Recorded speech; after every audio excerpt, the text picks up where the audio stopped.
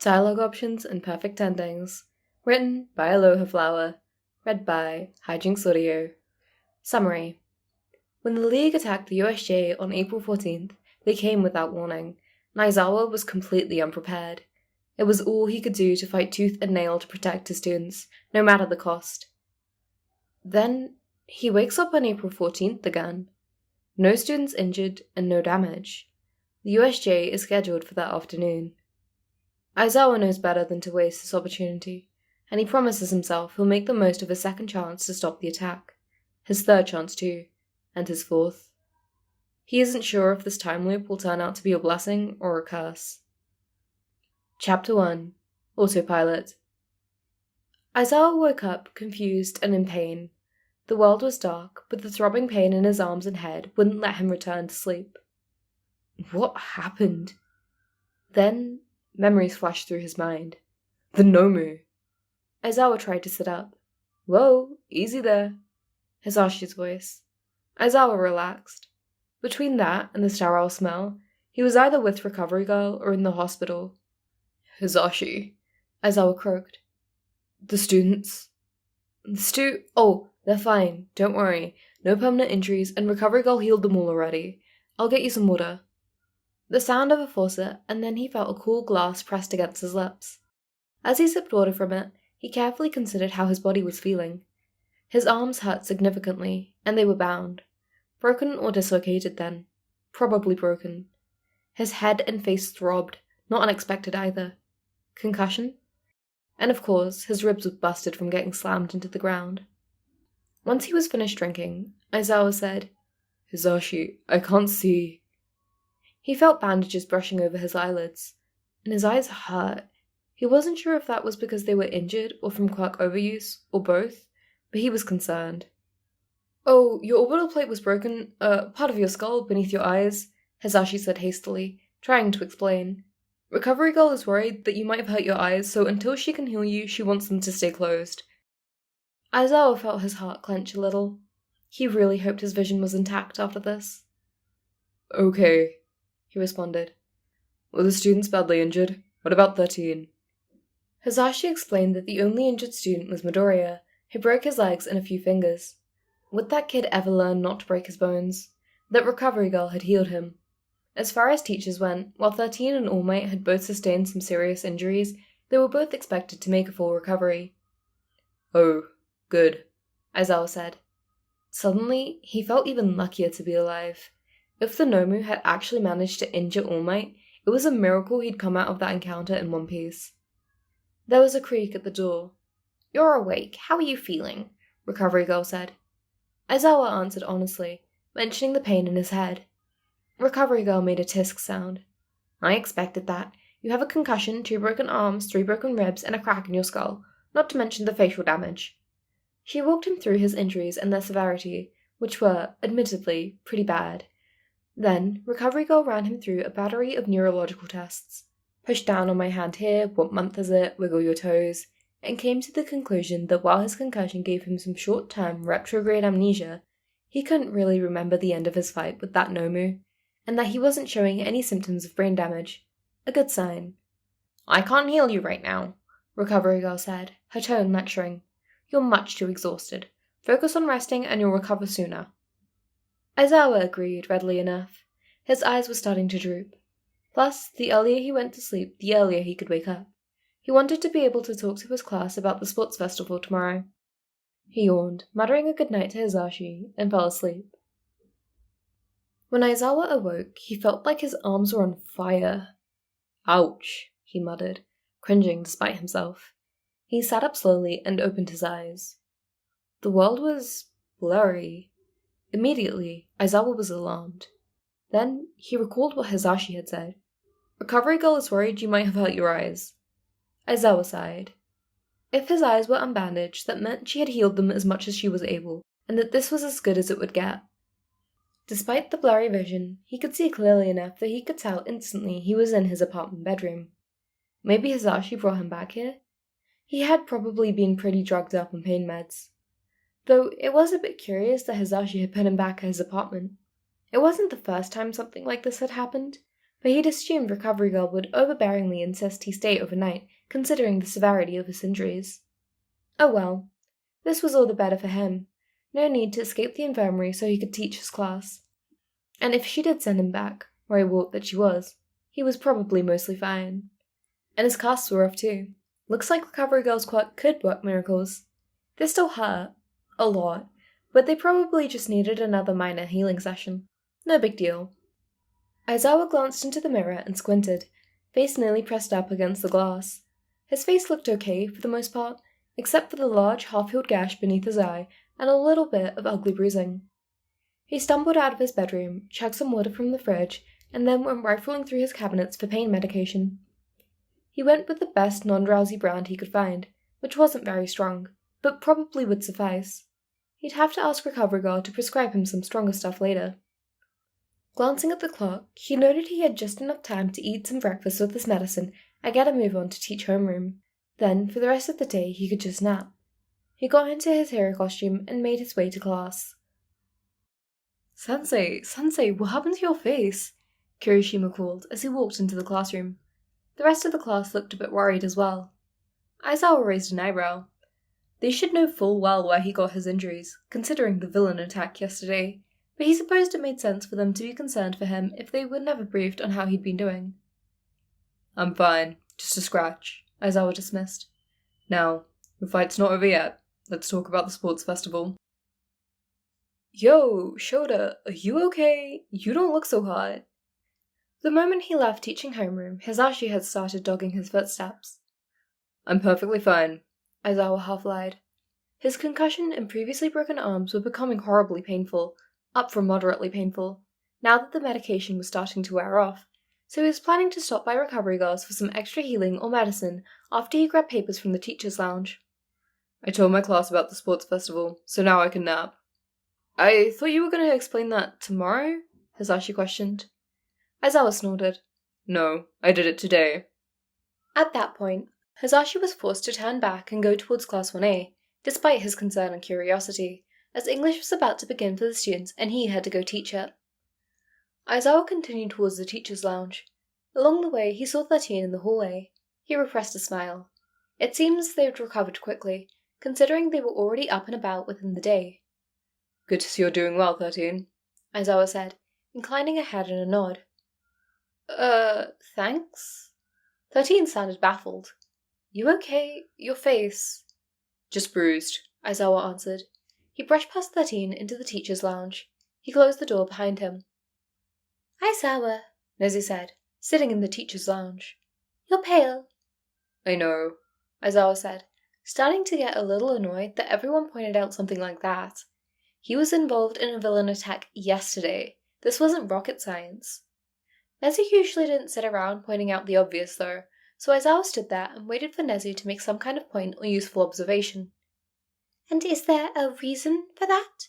Nezu said, in a lilting voice.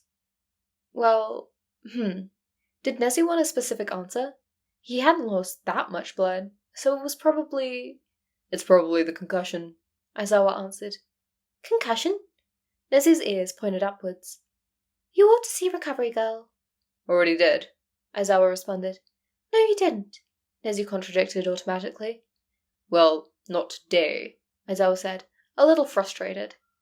Go see her, Nezu said, a hint of steel behind his voice.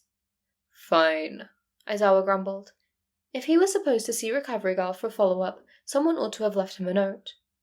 Aizawa walked a few rooms down to the infirmary. Hello, Shigenji. This was probably one of the weirdest experiences of his life. For some reason, Recovery Girl had started over on all of her tests, and insisted on doing entirely new scans for him. He'd asked her, What are you doing all this for? And in response, she simply scowled at him and chided him for his impatience. At that point, Aizawa just shut up.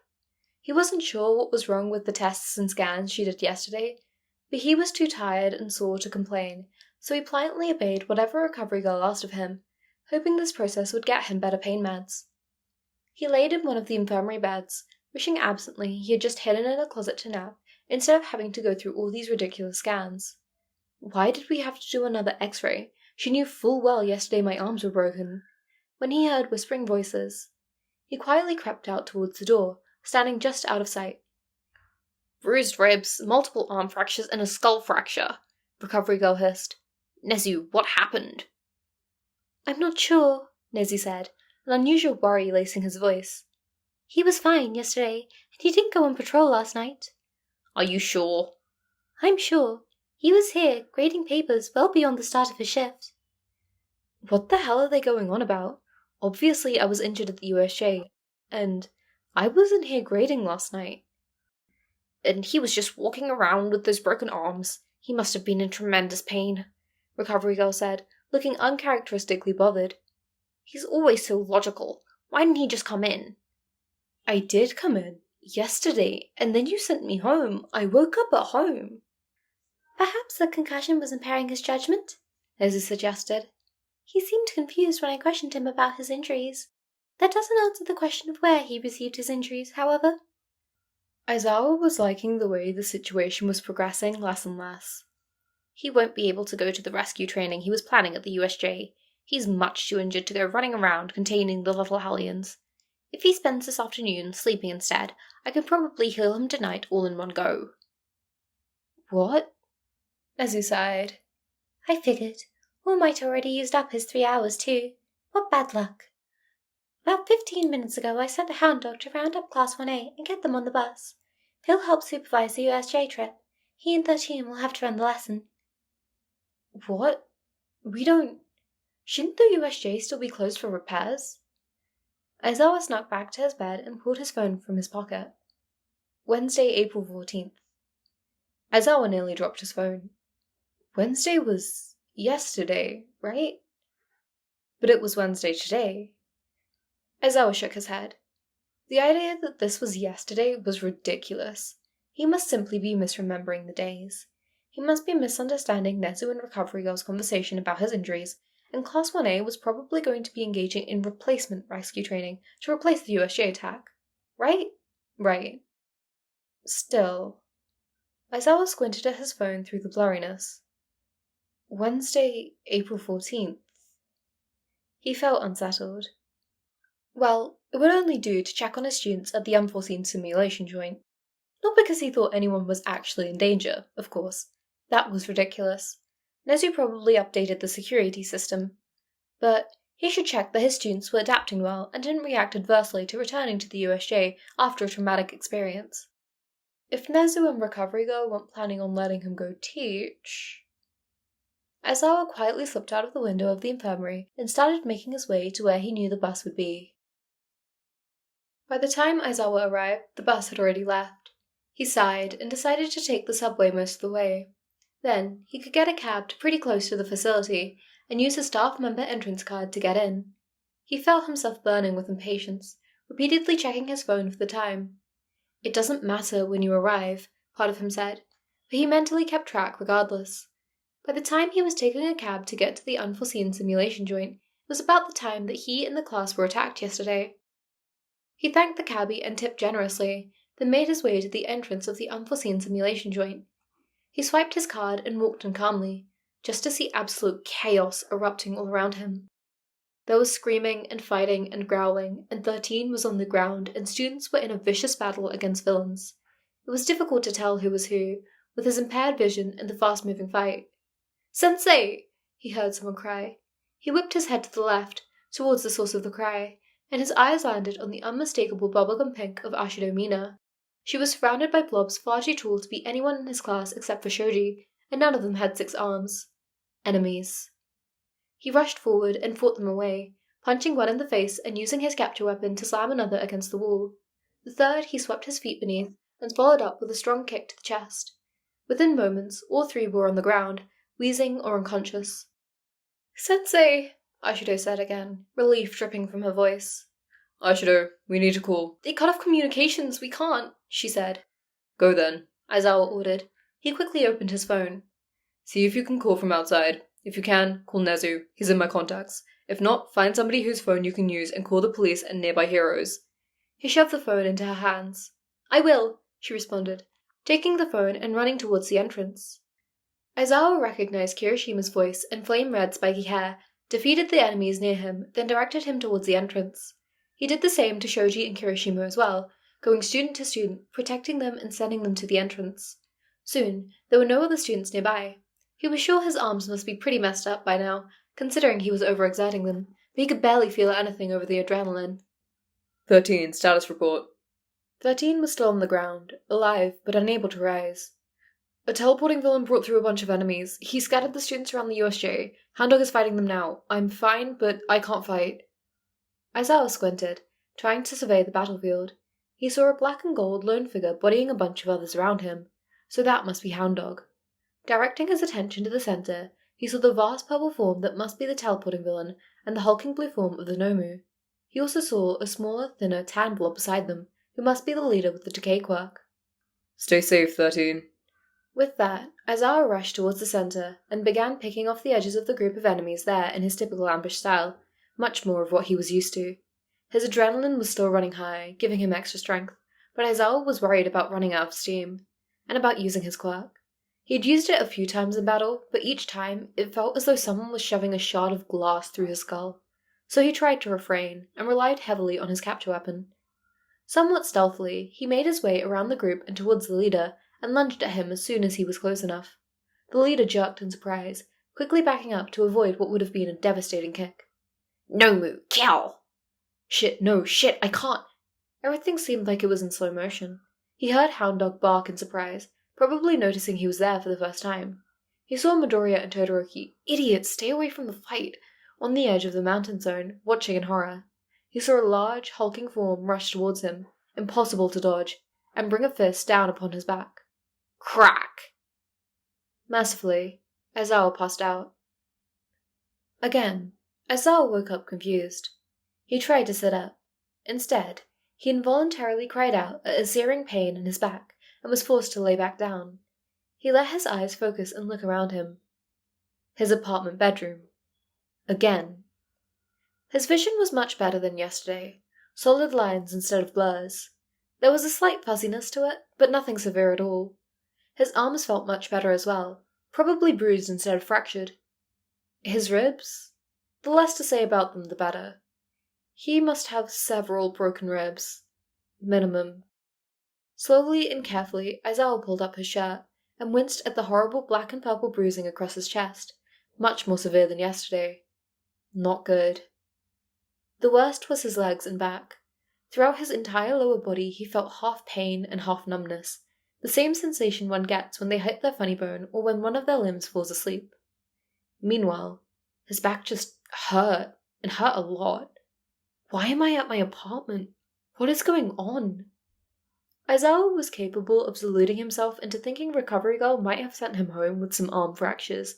He was not capable of thinking she sent him home with what by all accounts appeared to be major spinal trauma.